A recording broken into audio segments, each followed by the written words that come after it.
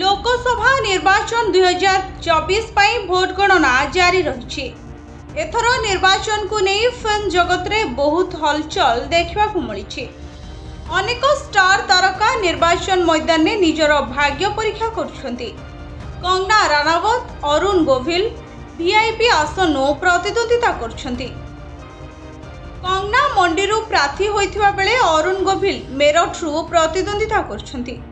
तेबे उत्तर प्रदेश मेरठ आसन रामायण फेम राम अरुण गोविल 6000 रु अधिक भोट्रे पछरे पड़ जाइछंती। प्रारंभिक धारारे हिमाचल प्रदेश मंडी आसन लड़ुवा अभिनेत्री कंगना को 8000 रु अधिक भोट्रे आगुआ अछंती। कंगना कांग्रेस विक्रमादित्य सिंह सह प्रतिद्वंदिता करछंती।